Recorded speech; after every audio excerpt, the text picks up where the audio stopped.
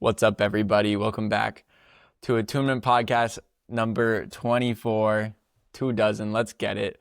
I'm Harry. This is my friend Samek. We're going to talk about what we're learning right now on our spiritual and emotional journeys. And we're going to start with Samek. No experiment today, sorry. We're going to start with Samek. Samek, what are you learning right now? I'm learning how to set up a microphone. That's what I'm learning right now. Outside of that, I'm learning how to regulate my nervous system.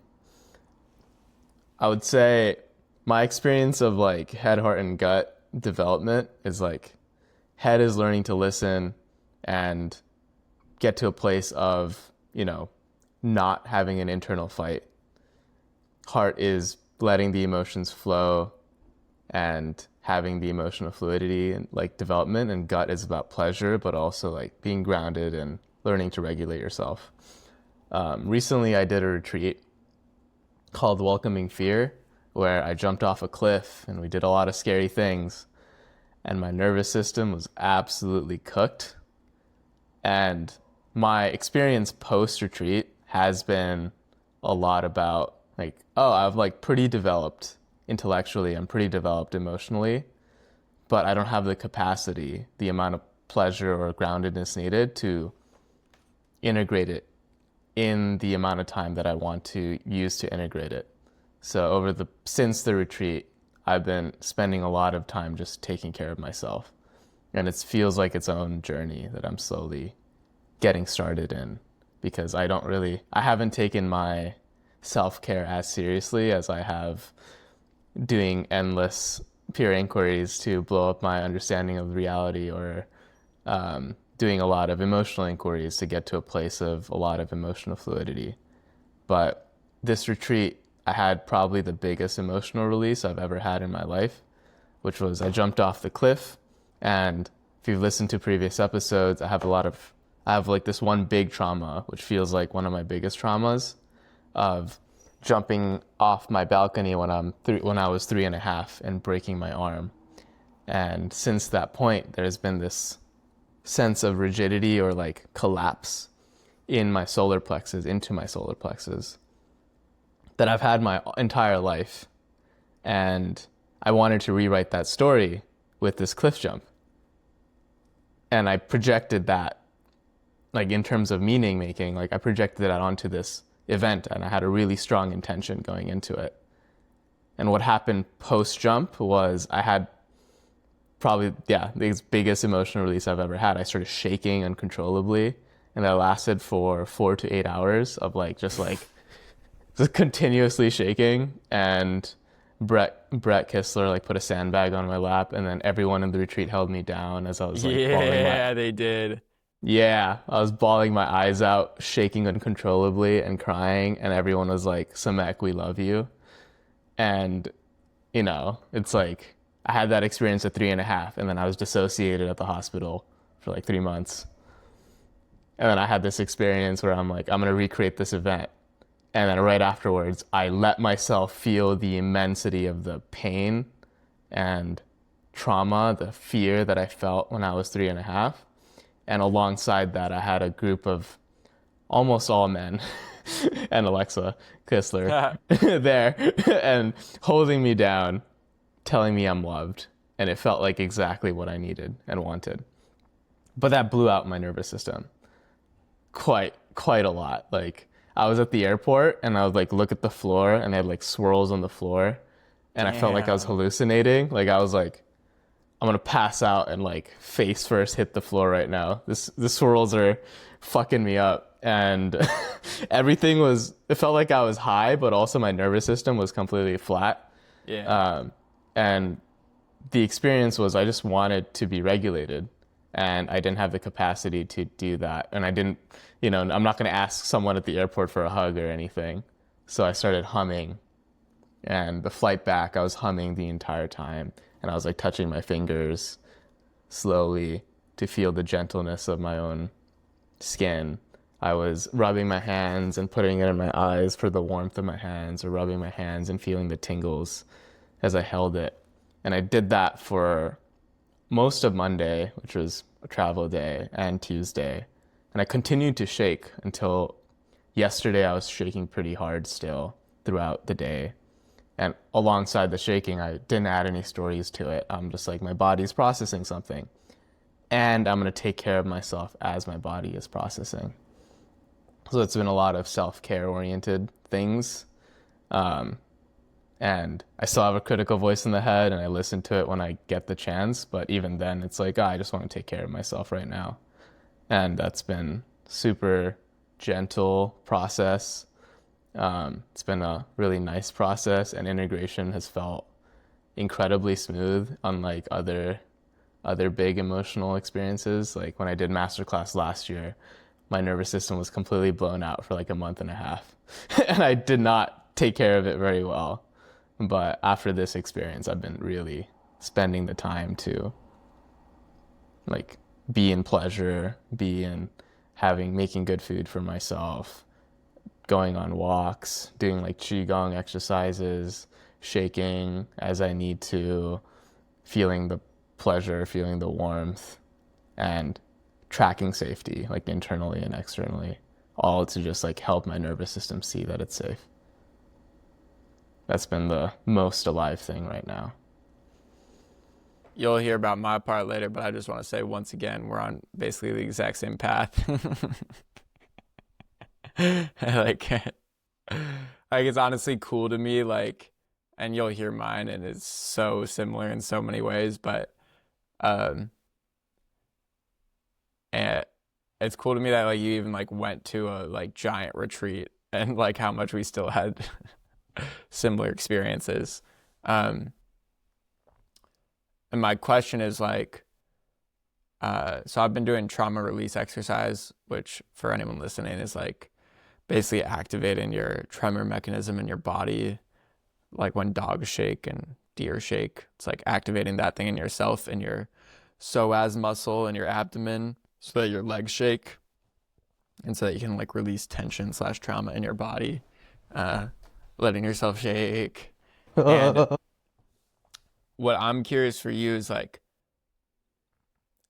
I feel the part of me that hears self-care as like a burden and an obligation and self-management. And for me, like,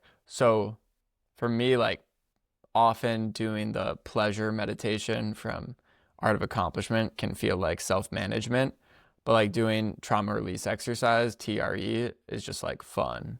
Like, I'm just like, this is just fun. Like, this just rocks. And similarly, like sometimes another way I take care of my nervous system, but that's like not an obligation at all, like it just rocks, is like setting, when I want to, like setting an 8-minute timer and just doing nothing. And I also really like the eyes one. That one rocks. Yeah. Rubbing your hands and putting it on your eyes. And so I'm just curious for you, like which pieces of taking care of your nervous system feel the least like an obligation? Yeah, it was really interesting because I also feel the same thing of doing the pleasure meditation as obligation, and a lot of the self-care things, like if you're taking masterclass with AOA, what they have is 8 or 9 exercises that they recommend integrating into your day.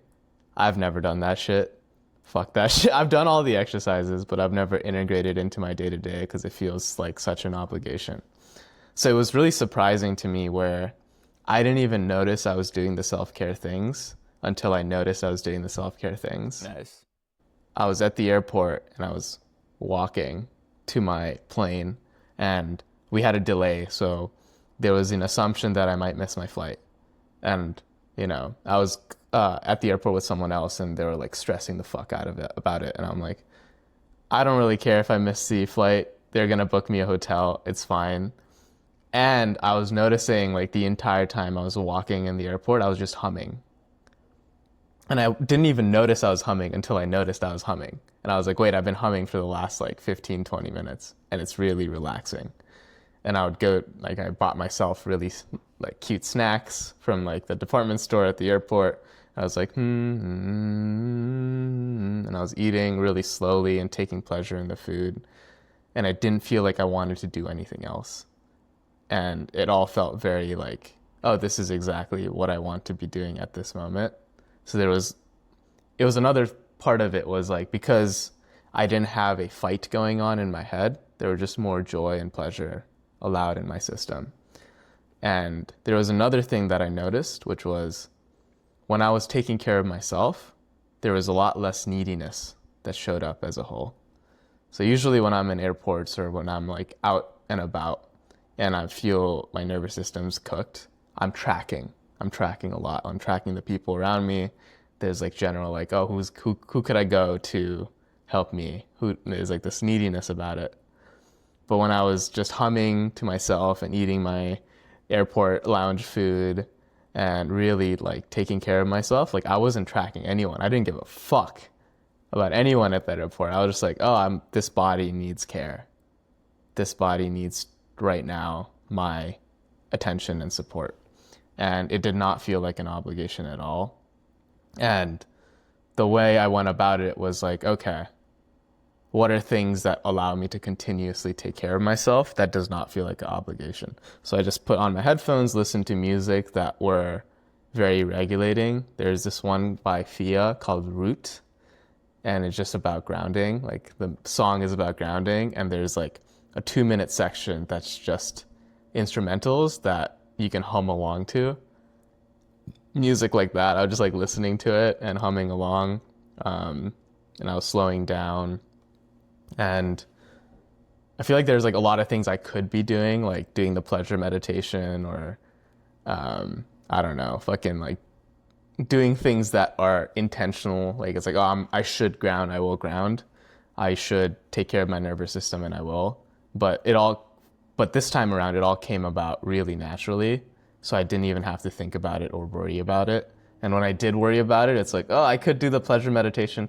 Why the fuck would I do that when I could just hum and listen to a song I really enjoy as I lay on the floor? like it didn't come up as like a option that I would actually go do. Yeah. Hell yeah. Anything else on this before we switch? Yeah, it was one thing I really noticed during this retreat was my nose is really itchy. Fuck. One sec. One thing I really noticed during this retreat was I get really triggered around like not being listened to well, not being attuned to. And I didn't realize that was the case until this retreat, which was like, I think I'm a really good listener, having done I run a podcast called the Attunement Podcast, guys. I'm pretty good at attuning, and like being attuned to feels like something I want. And during this retreat, like everyone's in their own process, and they want to process, like they want to, integrate the insights they're getting by talking through it with someone else. And it felt like I was always there to be an open ear to listen to someone's integration process, and I would just like listen. I was like, oh yeah, unagendaed listening.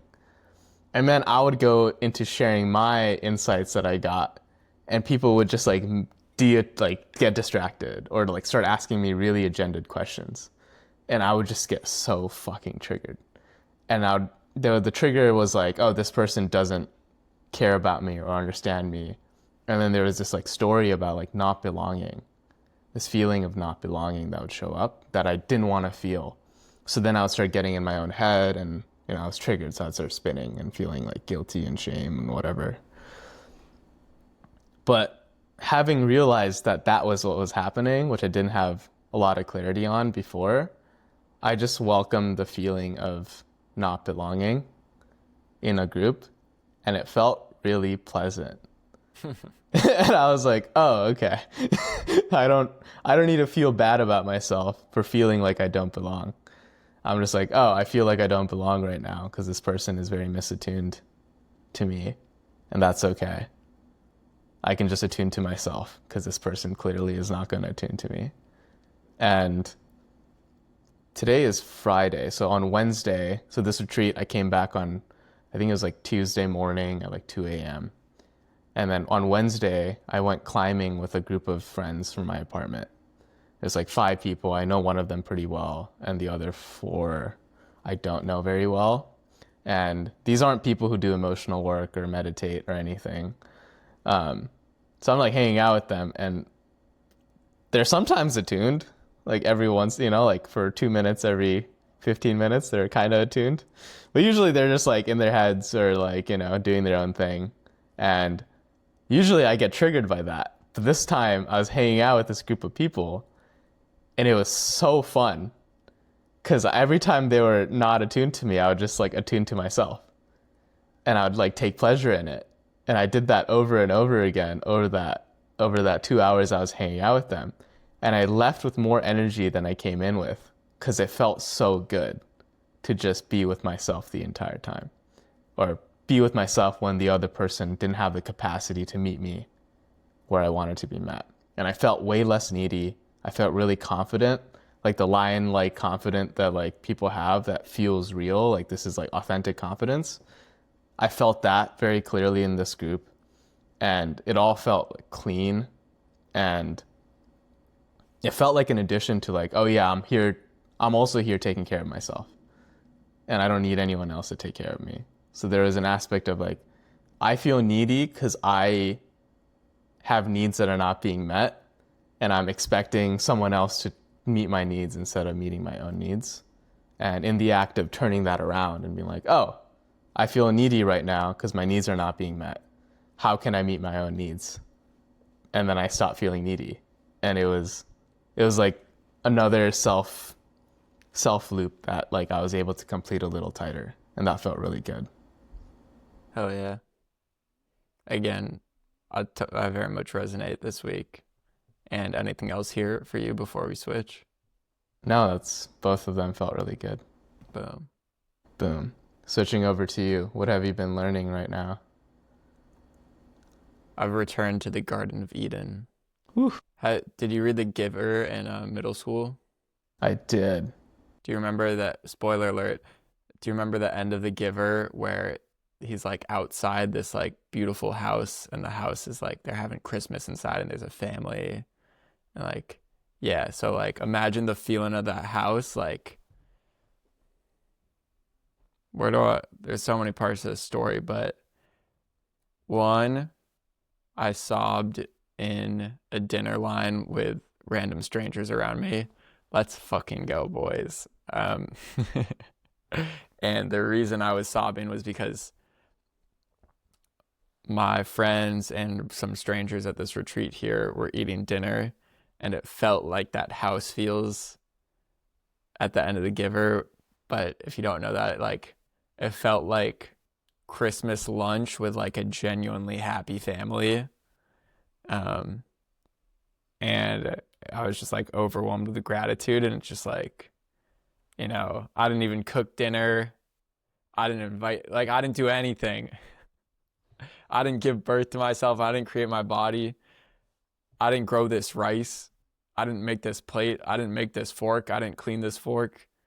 I didn't make my shoes. And so I just like come to dinner and it's just like,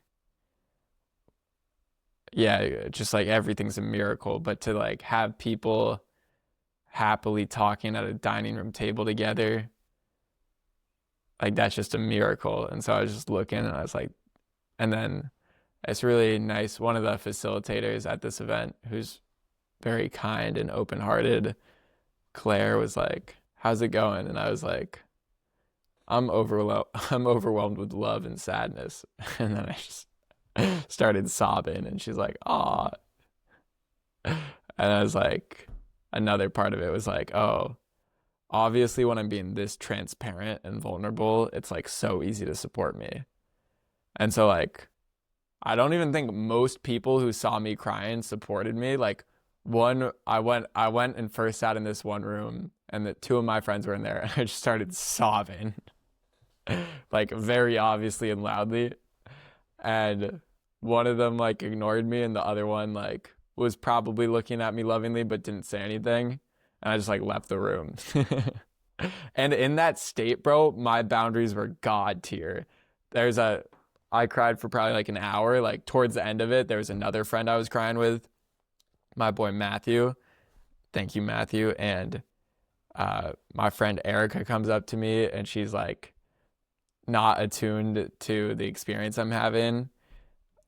I was like, it's kind of crazy. She's like talking to me about some random logistical bullshit. And I'm like kind of looking down, waiting for her to stop talking to me, and she like doesn't get the memo. And so like 30 seconds later, I'm like, hey Erica, like I'm having a moment right now and I'm crying, and like, can you stop talking to me? And she was like, oh yeah, totally. And I was like, I love you. And she's like, I love you too. And then my friend Matthew was like, holy shit, that was crazy. What the fuck? And I was like, yeah, God to your boundaries. It was really cool. Like all my boundaries when I was in that state, and it's also bled into it a little now, were like so effortless. Like getting up and walking and leaving that room. Like I was like, I'm going to sob in here. And it's like, I don't feel supported enough in here. I'm going to walk out. Like it was so easy. It was unbelievably easy to leave that room. And then as I'm leaving, my other friend, Nate, who was at the retreat, he's like, he saw that I was sobbing in line, and he was like feeling compassionate and wanted to support me. And I was like,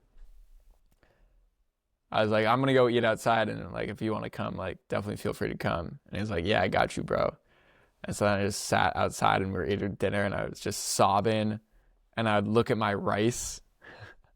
I'd sob for like a full minute, and then I would go to take a bite of food, and then I'd look at the rice and I'd just be like, someone made this rice for me. And I just start sobbing again. Oh, My homie made that rice for me, and I don't even know him. Or whoever set up the factory, whatever. Um, and the plate and the fork and everything.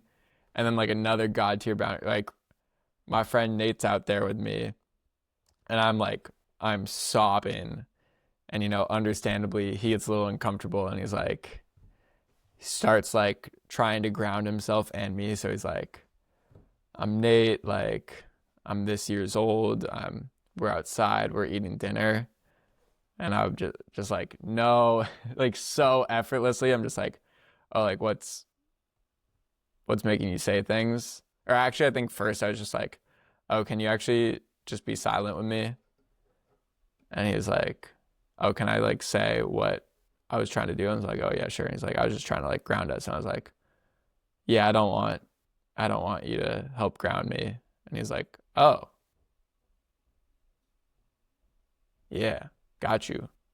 So we just sat in silence. I just kept sobbing. Like, I think part of that was just like my experience to me was so obviously precious that it's just like, and I so obviously had myself in it. It's like, bro, I'd way rather go cry alone than like cry with someone who isn't on my wavelength as much as I am. Kind of like how you were talking about like the tune into your own needs thing. And then like I want to go here, which is like, so there's so many parts of that breakthrough. But the first part of it was I was having a view conversation with our guy Lewin. Shout out to Lewin. And he asked me this question. We're getting down into it. It was a great view conversation. And he asked me this question. He's like, I'll try to do what I was doing that he pointed out. So I'd go, blah, blah, blah, blah, blah. And then I'd look down and I'd go, yeah. And he's like, what do you like? Why do you keep going, yeah? And like, what are you checking? Like, you like check something and then you're like, yeah, like what's going on there? And I was like I was like, it's like seeing the water of my personality that I've been swimming in my whole life, like looking at that thing that he's asking about. I was basically like, oh, I'm checking my solar plexus wound to ground my oh, reality, which is basically to make sure that no one's going to get mad at me. So it's like, instead of just being my truth, I'm going to check that I'm like expressing and living my true correctly. And correctly is that other people don't get mad at me for it. And but maybe at this point it's evolved to like, I won't get mad at me for it. And I was just like, and then I was like noticing the impulse to check it, which I'm noticing now too. And I'm like, whoa. And then looking at that thing, I was like, one, wow, this seems like the fundamental seed fractal organizing pattern of my entire personality and ego. And like two, I've never seen it this clearly before. And three, with something that deep, I would expect to be like, I can't let go of it. Or I'd expect to be like, you know, some version of like, no, but I need that. Or like huge grief release, which I did kind of have too. But I just like, it was so cool. Like I just saw it and I was just like, I've literally never considered that's not me. Like I'm not even particularly scared that that's not me. I just totally thought that was me. Like I 100% thought that's what I was. And by the fact that I'm taking it as an object of consciousness, it is clearly not what I fundamentally am. But like, wow, I really thought that's what I was. And it's really obviously not now. Yeah. And so, you know, then obviously it's like, what am I? And it's like, I have no fucking idea. That's where I'm at right now. Yeah. But it's like, I'm obviously not that. But it is, yeah. It's more, for me, it's more like, oh, wow, I'm not that. That's kind of crazy. And so, you know, had some good crying there too. And then I said, I had the thing, which is what I said at the beginning, which is like, I returned to the Garden of Eden. And how I'd say that is like, I definitely felt bullied in school and like felt neglected as a kid and felt like I didn't have a mom emotionally. Like my mom, it feels like my mom had like zero attunement. And there's like the raw pain of that, but then there's also the judgment. And right, the Garden of Eden is before original sin. There's this banger, for people listening, there's this banger talk by Jeff Lieberman called A New Map of Human Experience. If you Google that, you'll find it on YouTube. It's really fucking cool. It's the coolest intersection of science and spirituality I've ever seen. It's very interesting. One thing he says in that talk is that he talks about the Garden of Eden and that story. And he's like, his take is that sin is mistranslated and that sin really just means ignorance.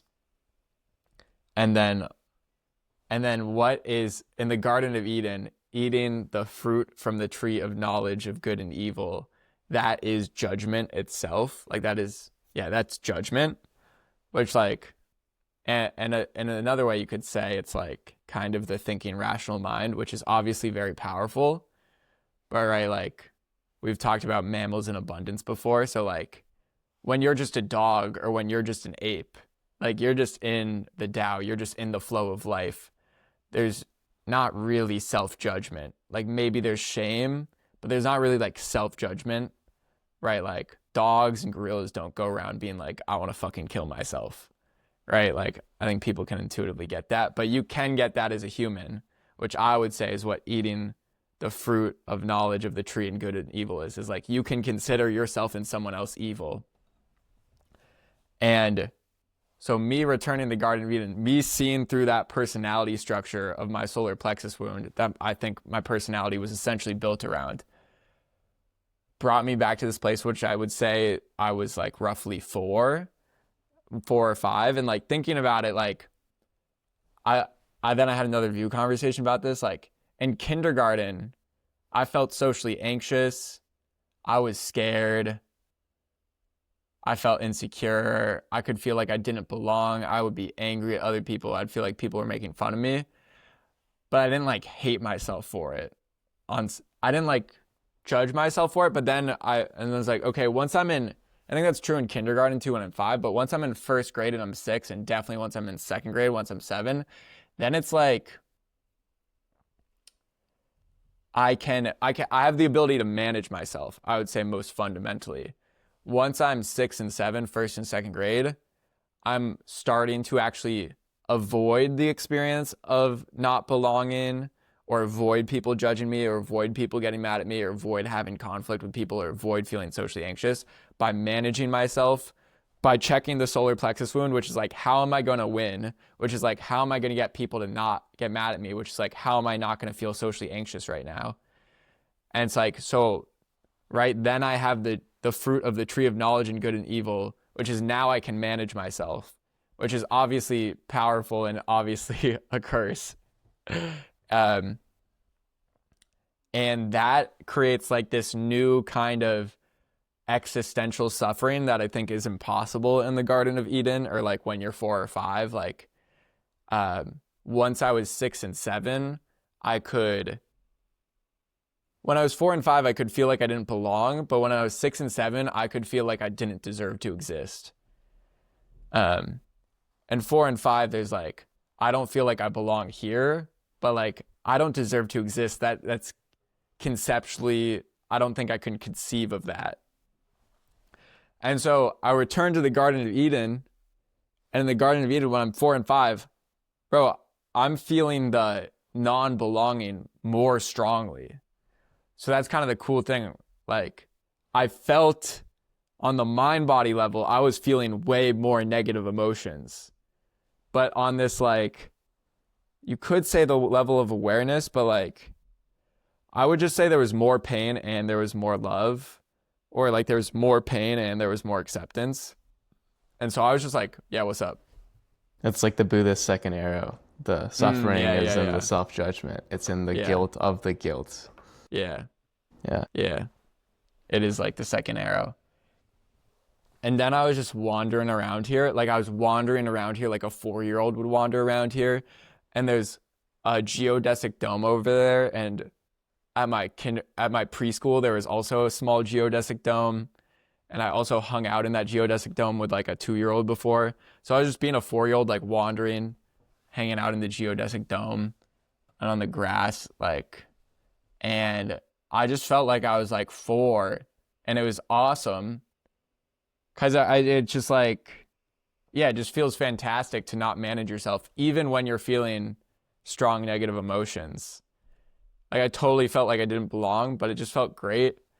And then you were saying the thing with like hanging out with people and feeling confident because you were like meeting your own needs. And I had a version of that, which was like, I was just so much more being myself.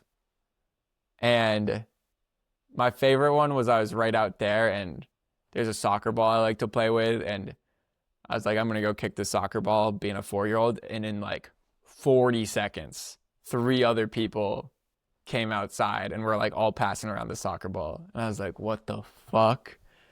And I was just being like way more authentic and speaking way more freely and like not thinking about what I'm saying and checking it with my solar plexus wound as much.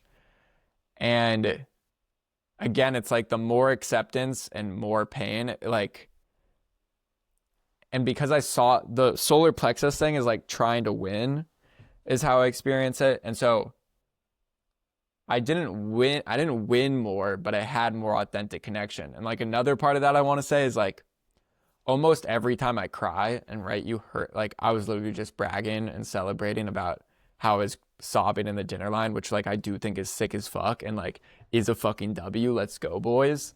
And like, I very rarely cry or have like an emotional breakthrough and immediately don't attach to that to my personality ego structure. And I'm like, I'm winning at the spiritual path right now. And there's nothing inherently wrong with that, but when I was having that view conversation with Lewin that made me see this personality structure so clearly, I was crying and like, it wasn't like I just happened to be crying, and it wasn't like I'm having an emotional breakthrough and I'm winning and I'm having this insight. It was just like, oh, I just happened to be crying. Like, it's like the Garden of Eden. Right? Like in the Garden of Eden, you can't win and you can't lose. And I don't think I've ever had that experience in like the last 2 years since I started doing emotional work. And so for me, that's also like seeing through some of my spiritual materialism, right? Of like, identifying as like winning or progressing on the spiritual path rather than like just being in the Garden of Eden. But also winning's fun and I like winning. And I'm gonna pause there. Yeah. I'm just appreciating how we're like lockstep Yeah. Yeah. going on this journey together, and how basically this retreat for me was working on the solar plexus wound as well. Yeah. And there's like the negative ego and the positive ego of like, am I Yeah. winning? Am I losing? And I check my solar plexus to check whether I'm losing. Mm-hmm. Like, am I being bad right now? That's like the check. Yeah. And yeah, I'm like really appreciating how it's evolving for both of us and how it feels like the next step. Oh Um, yeah. yeah. I'm curious about, oh, yeah, I'm curious about like just like the felt sense experience right now of your solar plexus. Like, how has it changed once, as you've seen through it, as you're Yeah, I seeing mean, through it? honestly, like my somatic experience of my solar plexus is like pretty similar. Um, I would say like my solar plexus hurts right now. There's like a pain in it. It goes up to my throat here too. Sometimes it's in my like sacral chakra below my belly button, but it's most often like directly on the solar plexus. And sometimes it like is kind of like a tube through my solar plexus. Um, and it's like a thin pain. It's not that intense, but yeah, it's like thin and it's like and it's not really electric. That's what I got. There's some word I'm missing here. But I would say I feel like significantly less of a victim to my solar plexus pain. And there's right I could say I should do more emotional inquiry on my solar plexus to feel less pain. This is the I had lower back pain. I'm a god for this. I had lower back pain for like 4 or 5 months, and you can look into Darno. If you have chronic pain, bro, look into Dr. Sarno's work. That shit really helped me. And there's like it's basically the how repressed emotions lead to chronic pain and illness. And not all of it, but a bunch of it, especially if you're young. But right, I would say the key question that helped me heal my back pain was, what would I have to feel if I couldn't be a victim to this pain? So if I do that right now, what would I have to feel if I couldn't be a victim to this solar plexus pain? And it's just like, for me, the answer is basically always empowerment. Yeah, sometimes it's like a little more excitement, but in this moment, it's just like empowerment. And because the trap I was in before that I'm still sometimes in is like, how do I heal the solar plexus pain? Which can easily be like, how do I fix the solar plexus pain? Which is me being a victim to the solar plexus pain, which is me trying to get rid of it, which is not me loving it, which is obviously going to make it continue, and is me becoming like hypersensitive to it and trying to avoid it and recreating it, blah, blah, blah. And so like, as I just felt the empowerment, like I did feel less of the pain. And like, that's not what I want it to. I don't want it to be about feeling less of the pain, but on some level it is. Yeah. Got it. Thank you. Um, I have no other yeah. questions here. There's one more thing I want to go for, which is on like the nervous system side, which you were talking about, which is quite intuitively, I felt called to set up a trauma release exercise, which I will now refer to as TRE. And so I did one of those sessions with a practitioner, and it was awesome. And in the same way that like having a fucking exercise coach is like so helpful, which is like intellectually, you know, all the shit already, like you know how to bench, But still, if you've got someone who's fucking benched for 1,000 hours and you bench in front of them, they're going to give you like 2 little pointers and you're going to be like, oh shit, I knew that intellectually, but I forgot to apply that to myself. And that feels so much better.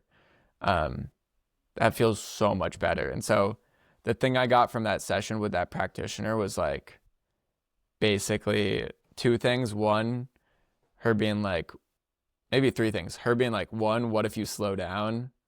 And me being like, fuck. I'm addicted to positive intensity through emotional work.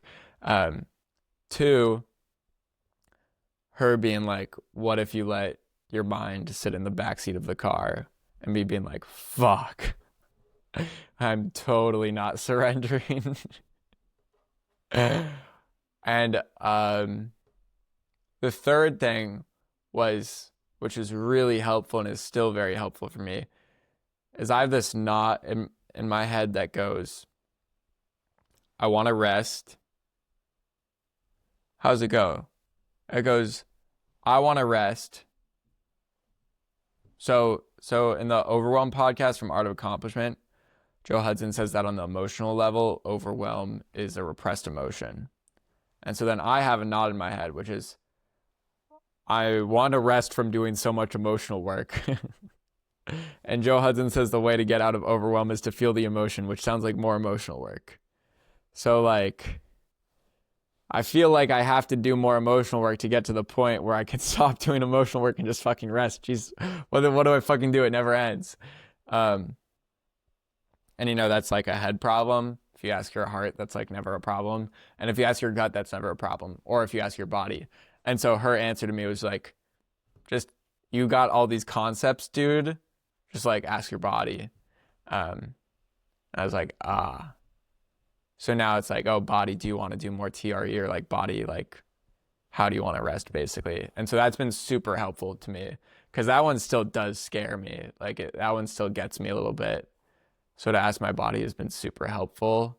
And then also I just want to say, like, TRE was definitely part of the thing that made my nervous system relax enough. Like, I think TRE was a very significant part of being able to see the like solar-plexus personality structure wound so clearly. And another thing I want to say is, like, you know, Joe Hudson talks about increasing pleasure as like the nervous system path, like gut awakening path. And I think that is accurate. And I think, like, kind of like you're saying like groundedness or pleasure, like, I don't know. I like calling it feeling safe. Like, I also that's what like I like calling it. Safe. Pleasure for me activates my solar plexus because I can win at pleasure. I can win or lose at pleasure. Feeling safe is just feeling safe. Like, I guess you can win or lose at feeling safe, but it's like, I just want to feel safe. Of course, like, I just want to feel infinitely safe. And of course, I'm not bad for not feeling safe. But pleasure, I want to win at. I like the thing that... Go for it. Finish up first. Okay, yeah, sure. Just TRE, like, has been helping me feel safe. I'm like, oh yeah, it actually does also help me feel more pleasure, but it just, like, undoes a bunch of knots in my mind to think about it as feeling safe. And yeah, I'm enjoying feeling more safe. And like, I want to feel even safer, and I want to do more stuff to keep on feeling safe because it fucking rocks. Yeah. Yeah, I like that. I was going to say, during the campfire, Brett was saying the reason AOA points to joy and enjoyment so much is because when there's joy, when there's enjoyment, there's no internal fight. And there's an aspect of, like, pleasure is part of joy. Pleasure isn't joy. And when I feel like I'm in my head or when I'm beating myself up, there's definitely like this, like, if I sit with myself and ask myself, what do I want right now? It's like, I want to play. I want to have fun. And I'm not having fun right now, and I don't want to be here. And that usually, like, helps me break out of the internal fight and makes me feel safer because I'm not beating myself up or fighting myself.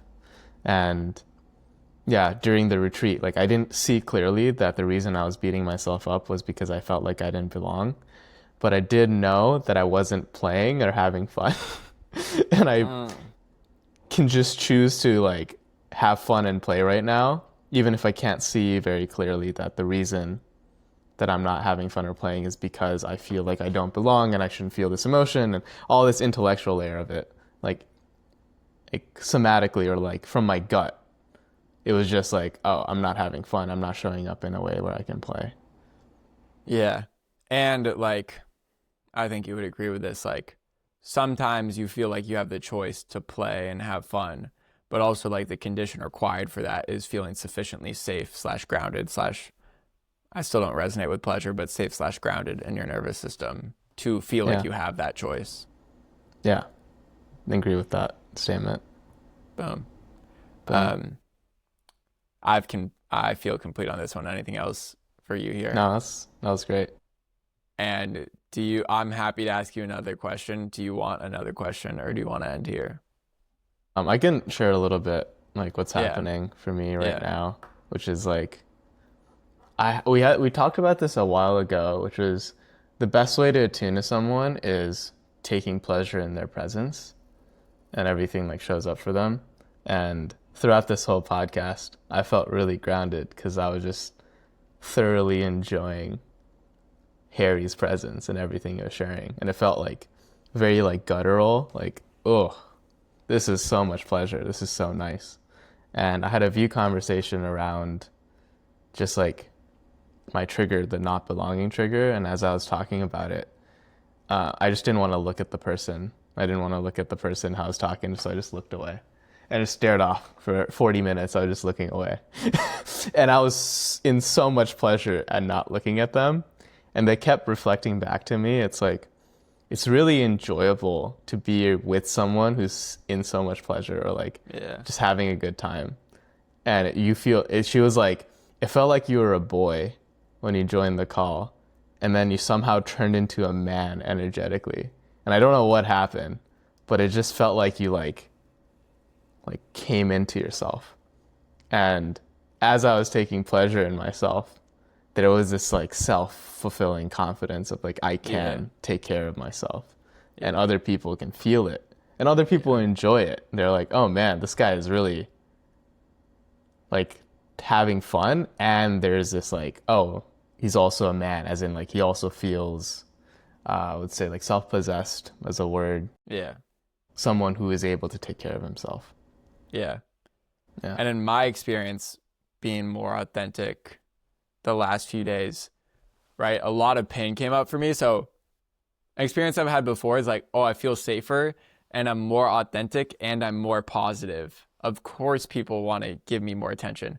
This time it was like, I feel way shittier and I feel way more authentic and safe. And even then, like, I would literally sit on the couch and do nothing for like 30 minutes.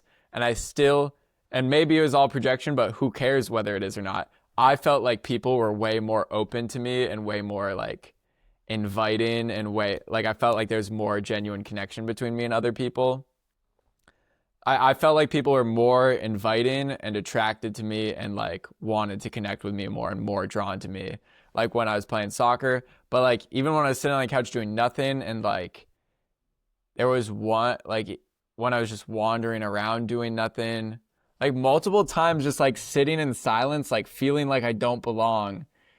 And then people just like reached out to me and I was like, what the fuck's happening? Like, I feel like absolute shit.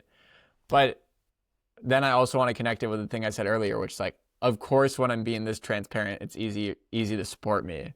Which is like, if someone feels like they don't belong and they're owning it and they're like ready to connect, then it's just like, oh, I could help that person feel like they belong and they seem ready to receive that. And that would feel great to me. Like, of course I want to do that. Like, I've done that for other people many times. Like, that feels awesome. Like, get over here, bro. Yeah, there was a person at the retreat who like was sharing that he didn't feel like he belonged. And there's a lot of aspects of him that didn't feel like he belonged. Like he's from the Soviet Union and has a completely different understanding of like older guy, general. like cultural norms.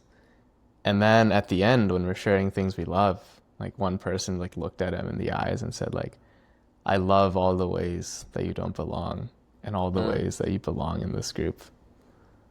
And it was so lovely because it's like, yeah, there's things about me that don't belong in the culture that's here because I'm not that culture. And that's also welcomed in this culture. It's like, oh, and it's loved. And there is an aspect of that really impacted me. I started crying of like, yeah, everyone has a different culture. And there's times where like, I don't belong in that culture. And I can also welcome that. And that's like another aspect of the human experience that I can love in myself. Hell yeah. Another part of that I'm seeing of it right now is, right, we're both to some extent in the question right now of like, I don't know what I am. Yeah. And so then to have people be like, I'm like, I don't know what I am. And then like people are attracted to whatever I am, even though I don't know what I am. And like, I'm revealing parts of myself that I'm like confused what they even are. And then I'm like speaking from a place and I don't even know this place I'm speaking from. And then like people are interacting with me and I'm like, I have no idea what's happening. Like, but the other intellectual, like the intellectual piece that makes sense to me is, right, it's like people don't want to be controlled. And when you're clearly being yourself, you're not controlling them.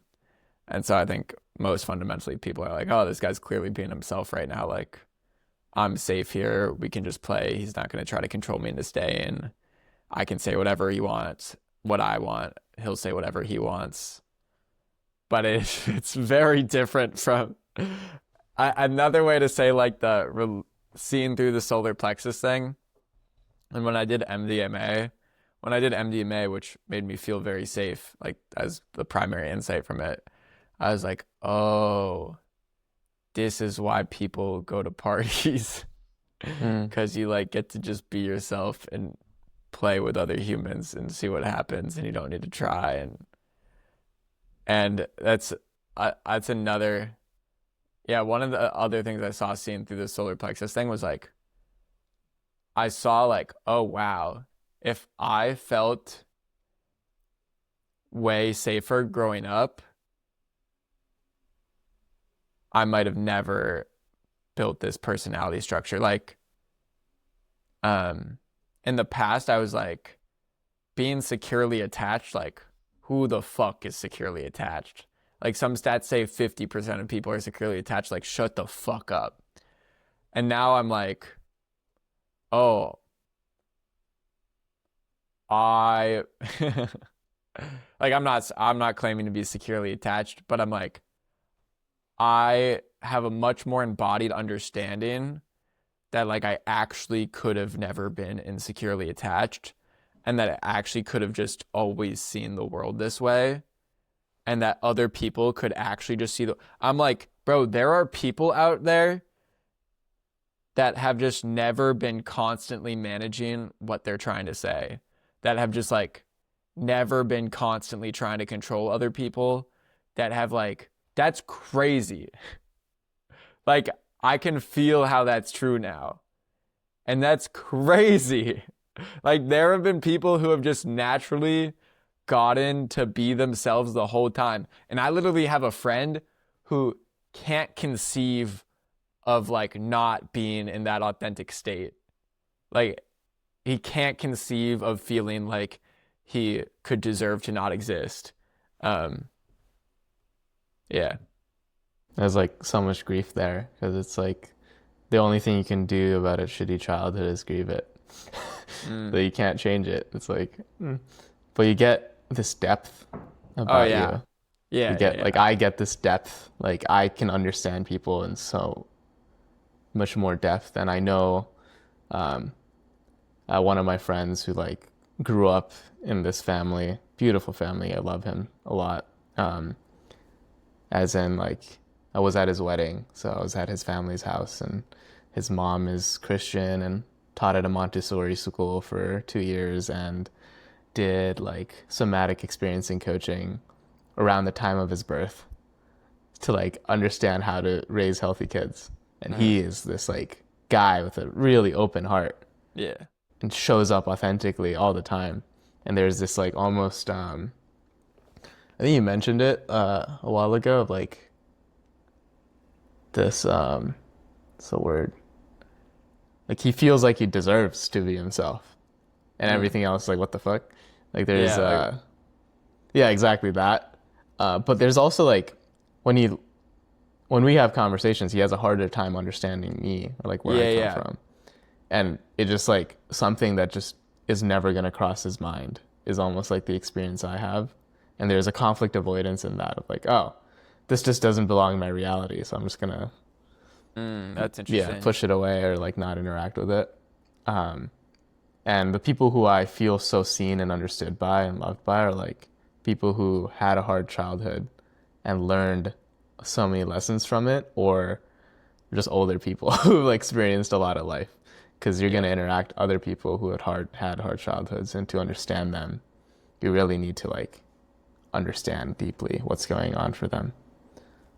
And at the same time, my experience with the spiritual path so far is like it felt like things got more and more complicated, such that it's like I don't want to talk to anyone about simplicity on the other side of complexity.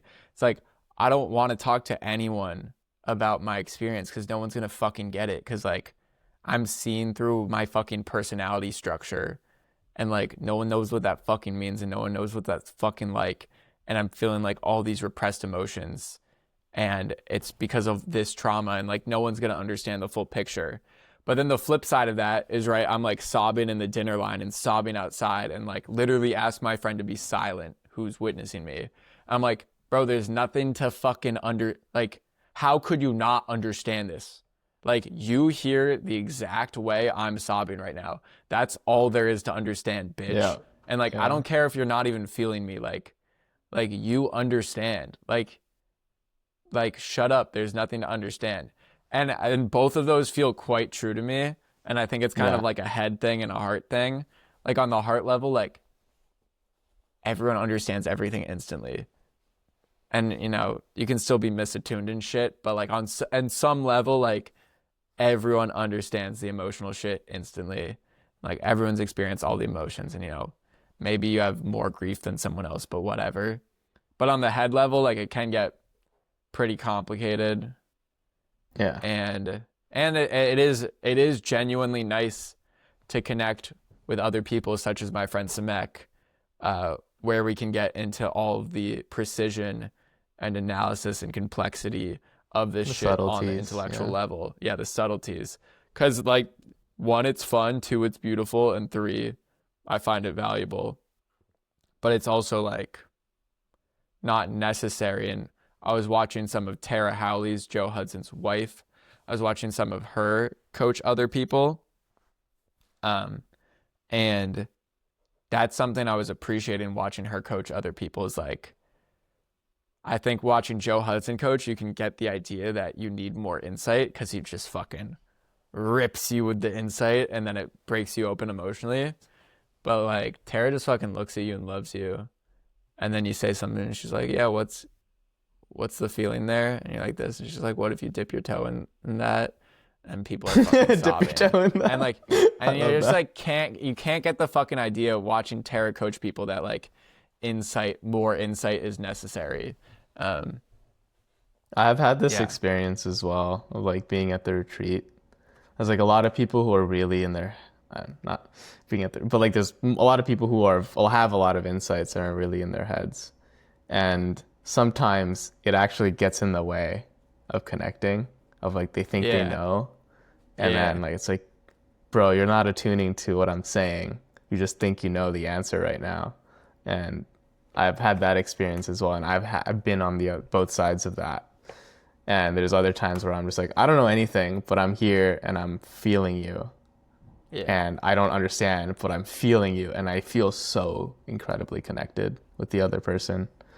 And yeah, I've definitely had both of those experiences. And I've also had the experience of like intellectually understanding exactly where they were.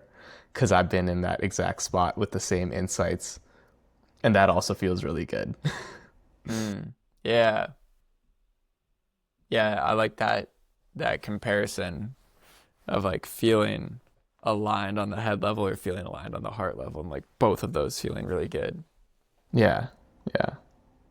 Yeah. The head one, it's easier to have an ego attached to it for sure. Yeah. Yeah. Yeah.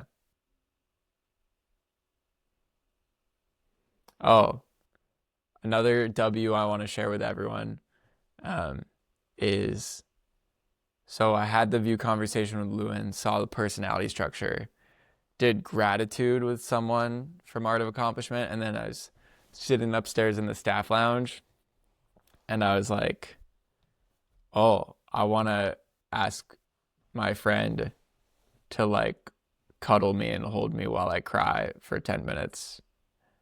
And I could just ask her for that. And then, obviously part of me is like, you can't ask for that. And then I was like, what would John Permis do? For anyone who doesn't know, John Permis invented asking for permission 15 years ago, and he's a living legend. I was like, what would John Permis do? And then I asked my friend to hold me, and in 2 minutes, she was like, yes. But then we did it later, but I got to have my friend hold me and cuddle me just because I asked for it. I didn't need to fucking earn it. Ha ha ha. And she's very attuned and sensitive, and it was fucking awesome. Let's go. And I got to pretend that I had an emotionally attuned mom, and it was awesome. And I was just thinking, like, dude, how much would I pay? Like, I'd pay for or like, not how much would I pay for it, but how valuable was that to me? I was like, that was like $7,000 of value to me, and all I had to do was like fucking text my friend. That's crazy, dude. Yeah, yeah. It's great. I love it. And then I had like another, like the extension of that experience was like, whoa, like I'm the one holding myself back. Like before I asked my friend to cuddle me, it was like, oh wow. Like I'm the one holding myself back from asking her. Like no one else is holding me back. Like I can ask. Like I'm the only one holding myself back. And I had another experience of that and then like went for it. And I had another experience of that where I didn't go for it. And so it's empowering to see like, oh wow, I can ask anyone for anything. It was really interesting because as you shared that, I was like reflecting on the experience I had 2 days ago with that group. And it was like a part of me when I showed up downstairs to like go climbing, wanted to go ask for a hug from the person who organized it. And then she showed up and I attuned and I was like, I don't want this person to hug me. Yeah. I was like, whoa, like in my head, I wanted her to hug me, but then like I attuned to her and it's like, oh, she's not very attuned. I don't want her to hug me, but I want a hug right now. So I was like taking care of myself. And that really shifted things for me. And yeah, it's like there's like a flip side to that. And that really helped me as like, oh yeah, I can take care of myself and meet my own needs. And I also like if she was attuned, I would 100% have been like, hey, could I get a hug right now? I've been having a hard day. Yeah. I relate to that. There's like this girl I have a crush on here, and I was like, oh yeah, like I want to ask this person for this. I'm not going to say what, but it's like, I want to ask this person for this. And then I like see that person and I'm like, oh, I don't want to ask this person for this. The easy self-judgment is like, I'm being a pussy. But I think the deeper thing is like, and what I hear in your thing too, is kind of like the grief of like your wants changing. Yeah. So it's like, oh, I did want that. And like in this moment, I don't want that. And like, fuck, I wish that the world was such a way that I still wanted that because I was excited about that. But the world is not in a state right now where I want that. Yeah. Yeah. Ooh. Oh, I'll share one last thing before we finish up, which is like, as I've like also for me, like my patterns were very much like I had a sense of superiority for a long time. Yeah, I still And do then, personally. yeah, I see that. It's great. And then it kind of just crashed. And then I had like, um, when that crashed, there's this like deep sense of neediness that showed up for me. It started in reunion, like a art of accomplishment reunion, where I was just like, oh shit, like without the superiority complex, I have so many needs that are unmet, Ooh. and it hurts. Yeah. And then it just became this like wanting to get them met and not knowing how to meet it myself. And it's like, I'm just needy. I'm just looking for validation, looking for approval, looking for support all over the place. And I just let myself vomit it out and was loved in it for like, since like May of this year, just like continuously being really needy and then being hurt by it of like, oh shit, this is not how you get my, this is not how to get the Yeah. needs met. This really hurts. And then learning from that, like actually making that mistake or Yeah. getting the needs met in a way where like, oh, I can ask for this. Like it's like, oh, I was needy and then I got my needs met in this particular way. And then I could ask for it. And it's like I could ask for that specific thing and it didn't feel needy anymore. It's just like, oh, I want this and I'll ask for it. And it's been like this continuous progress of like learning to meet my needs over the past year. And if I didn't allow myself to be needy, I don't think I would have gotten all of that out of it.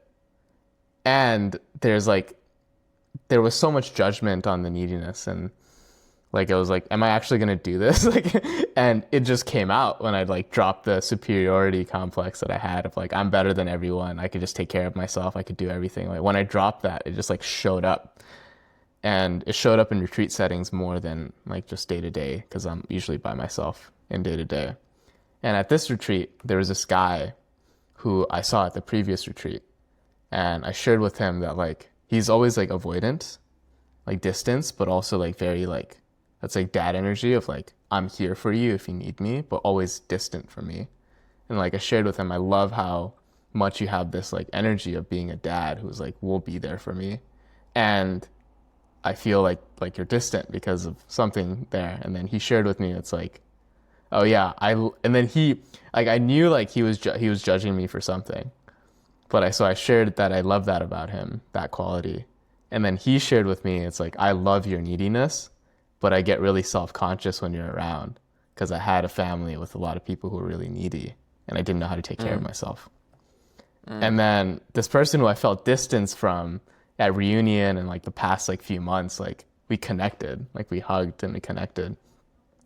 And when I was freaking out, like post jump and my body was shaking and like I had the sack on my lap and I was crying, like he came over, kneeled down on my feet, took off my shoes and my socks, put sand over it and held me down Oh yeah. and was like looking me in the eyes and said, I'm here for you, Samek. And I started bawling so much harder. Yeah. And That's it was, sick. I was like, oh my God, this guy is basically like the epitome of my judgment of my own neediness for me, like in terms of projection, came over and supported me exactly how I wanted to be supported that I didn't know how to ask for in the moment where I needed it most. And I also was projecting my dad onto him. Yeah. And it felt so fucking good. Um, yeah. That's awesome. Let's end it there. Let's end it there. Oh, oh, I'm like sweating with pleasure. Oh yeah. Thank you everyone for watching the 24th, the 24th episode of the Attunement Podcast. We'll continue doing this for as long as we enjoy it. Pass it over to Harry. That is our promise to you. I love all of you. I'm grateful for you if you listen to this. See you next time.